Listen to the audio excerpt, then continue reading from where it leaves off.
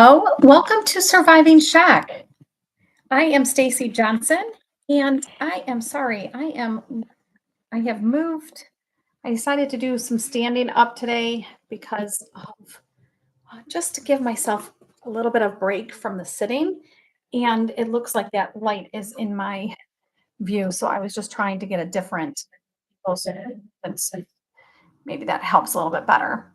All right. So, again, I'm Stacy Johnson. Welcome to Surviving Disruption. We are here live, and today let's talk about that, carrying everything by ourselves. You know, do you say to yourself, I need to do this by myself? And but you don't have to keep carrying this all alone. We have been conditioned as usually as human beings, but usually women are the ones that do this all the time. We're conditioned to do everything for everybody. We equate strength with doing everything ourselves. But that strength often hides exhaustion, resentment, and disconnection. What does this look like? This over functioning, you know, taking responsibilities that aren't truly ours. That's one way. An example of this is maybe you're at work and there is a project due, and you've already done everything that you needed to do for this project, but you stay late to fix this mistake that wasn't even your part because it was just easier to just you're the one that found the mistake, so it was just easier to do it versus asking the person that was supposed to do it to just get it done. Or maybe at home, you handle all the bills, you do the grocery shopping, you create and the schedule for your kids, you make sure that they have all their homework done instead of asking for help because maybe you just want that control. Maybe you're afraid of letting someone else do it because it won't be done the way you want it done, or there's this pretending we're fine while we're burning out. An example of this is saying, I've got this, or I'm okay when someone offers to help you with something. And they know that you've been, kind of running on 4 hours of sleep because you have a newborn. But again, you don't allow someone to help you. Or maybe you smile through eating dinner with family while your chest feels tight, those shoulders are tight and sore, and your mind is just racing. You just smile through it like everything is okay. Or maybe it looks like snapping at loved ones and then feeling guilty. So, an example of this is yelling at your kids for leaving clothes on the bathroom floor when you're really carrying all the stress from work or from grief. Or maybe you're short with your partner about dishes and then lying awake at night, replaying all of these scenarios and feeling guilty that you snapped at your kids about the clothes or from to your spouse because there's dishes in the sink. And there's this constant frustration or resentment underneath the smile. Example, you're hosting a holiday gathering, but secretly fuming because no one offered to bring food. Or volunteering at a school function or maybe a church function, even though your plate, you have so many other things, obligations to do, but you said yes, that you would, volunteer at this event. But then you just resent that you said yes and you feel, you know, like angry at yourself because you said yes and you really should have said no. And I have worked with, several clients. And actually, I had a call this morning with a client that says that these were all the things that you talked about. You know, she has a newborn, she's working 12-hour shifts, and then when she gets home and things don't seem to be done, she, snaps at her loved ones, and then she feels guilty that she snapped at them. There's always this um, tug and pull for ourselves. And why doesn't pushing harder really work? So, pushing harder and making the longer to do list or ignoring your feelings don't fix the exhaustion.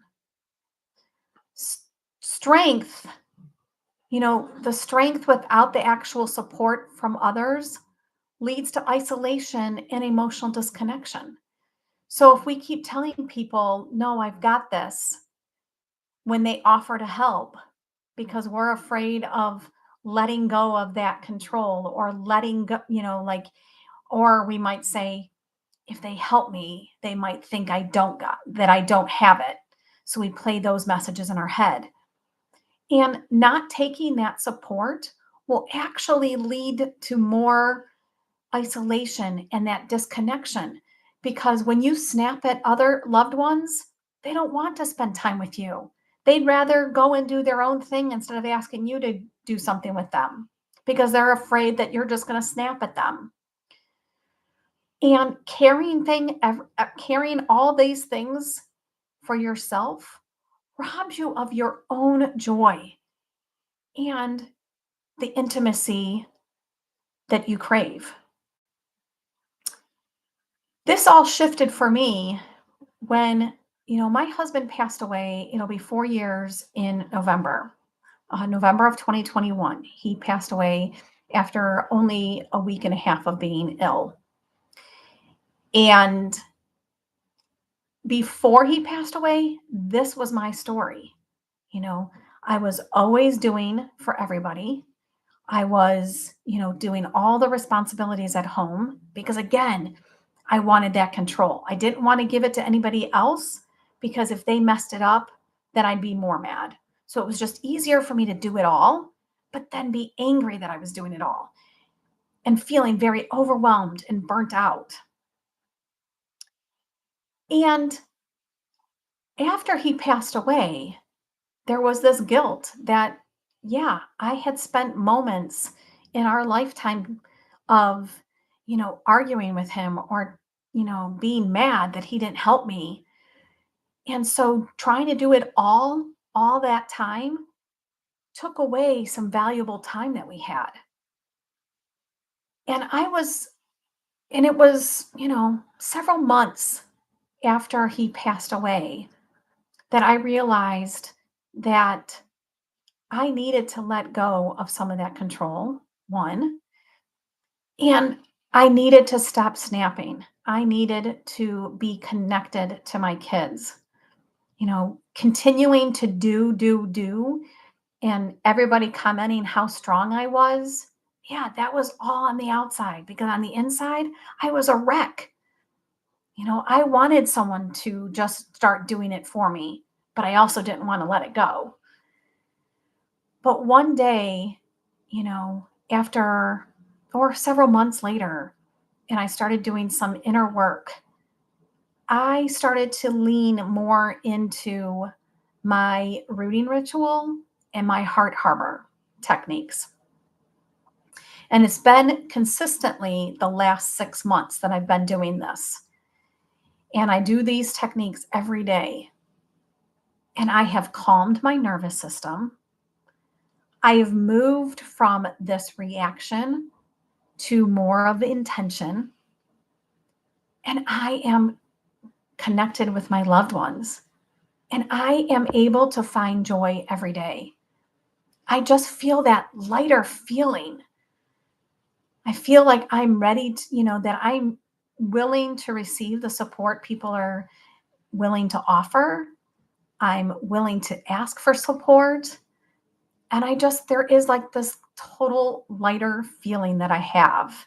It's hard to explain in words, but it's what I feel. My nervous system is definitely calmer. And again, I just feel joy. And I'm sad that I didn't have that earlier in my life, but I've got a lot of life to live. So I am glad that I made that transformation now so that I can enjoy all of these wonderful moments in my life. And transformation is possible because you can feel this peace even in chaos. Now I don't experience, the stress that like I used to. And I've also have been teaching these techniques to my clients and along with some other techniques. And one client in in particular, she's been working really hard on doing these things and changing the inner messages that she has because her inner messages can dysregulate your nervous system. So she's been doing all the work. And she's had like 2 new job offers. And she actually had to do a lot of, you know, connecting with herself and listening to her intuition to figure out which job offer she wanted. Her fiance and her are much more connected, and she purchased her first home. And so she was able to make decisions on her own and not overthink those things. So watching her grow and transform has been amazing. But my own story is something that I really appreciate as well. Um, but again, you can start to, when you make these transformations, you start to speak with intention instead of reacting. So instead of getting upset when I see dishes in the sink, I can respond intentionally about that frustration versus reacting and yelling about it. You can receive support without guilt. And that doesn't make you weak, it makes you whole, to receive support without guilt.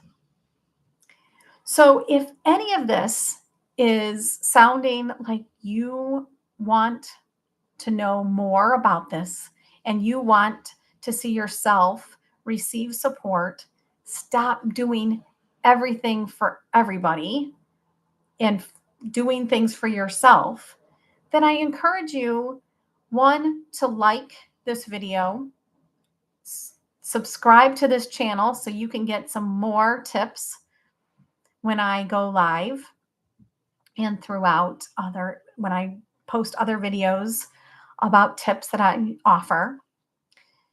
Share it with someone else that you think might benefit from this. But also, there is a link in the description.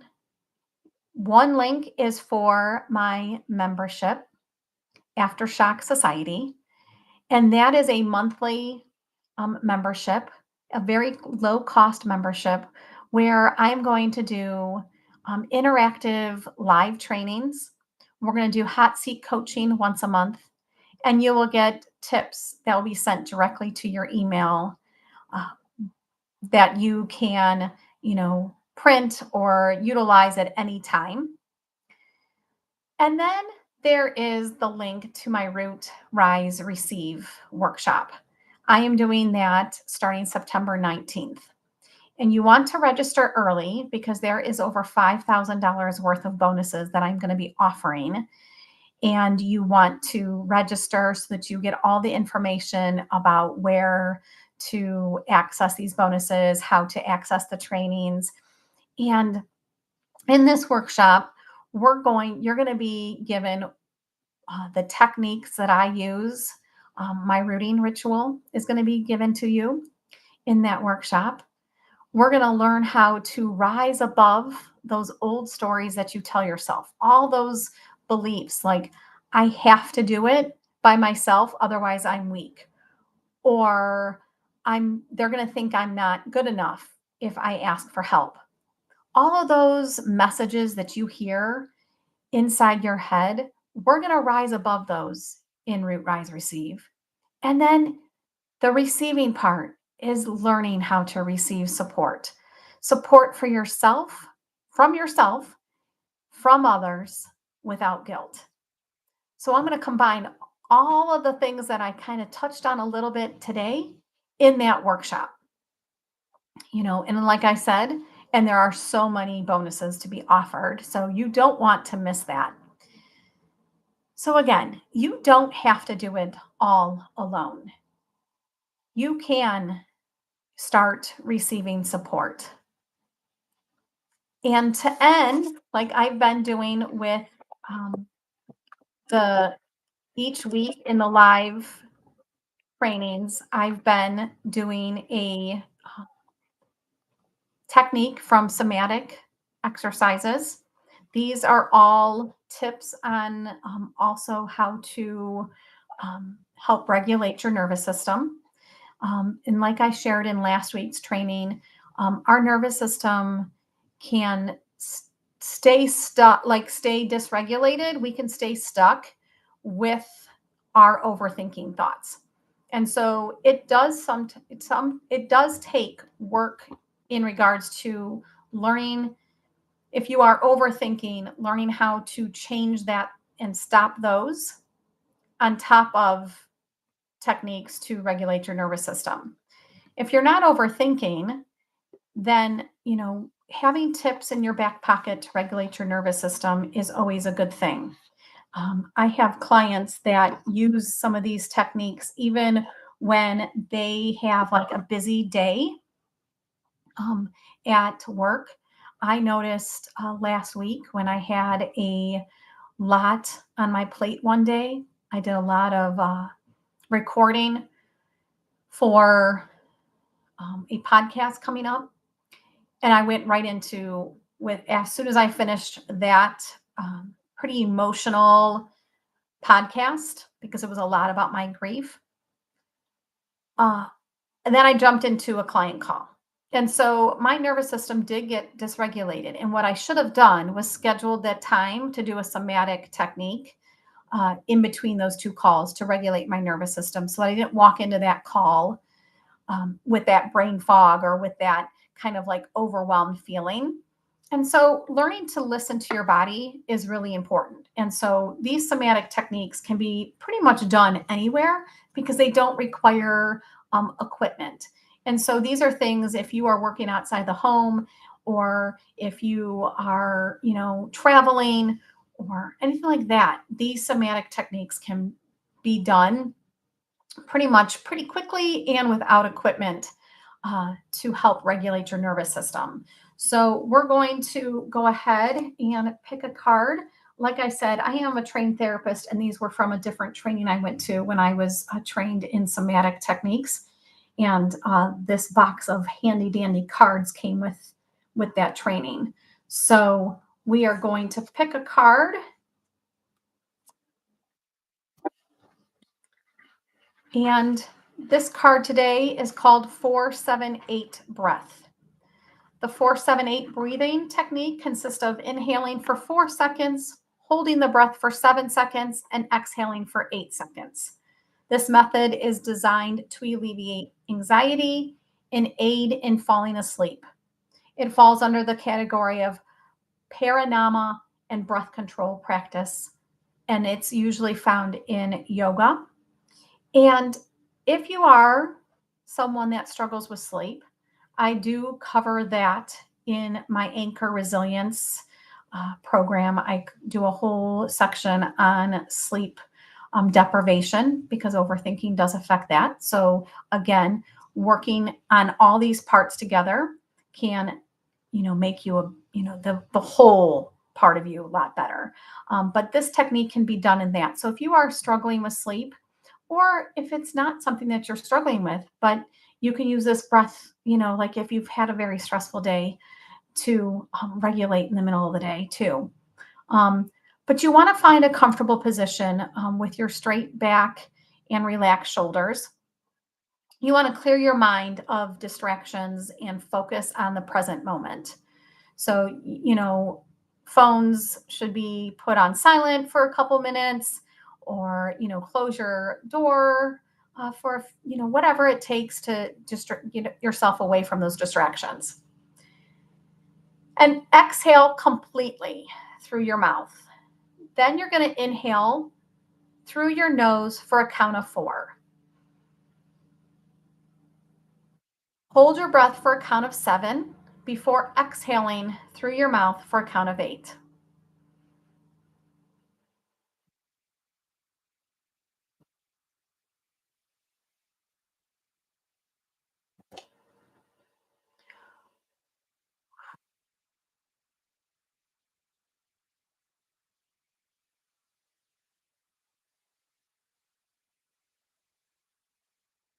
And repeat this cycle for 3 more breaths and practice regularly for relaxation and stress relief. The 4-7-8 breathing technique, again, you want to have in a comfortable place. You want to practice it in a comfortable pace. This adjusts the counts gradually for comfort. Keep breaths gentle and natural, focusing on maintaining counting and rhythm. All right. So I hopefully that is a helpful technique for you. And again, uh, will be back next week for another live training. And until then, stop taking on everything for everyone and do something for you. All right. We'll talk to you later.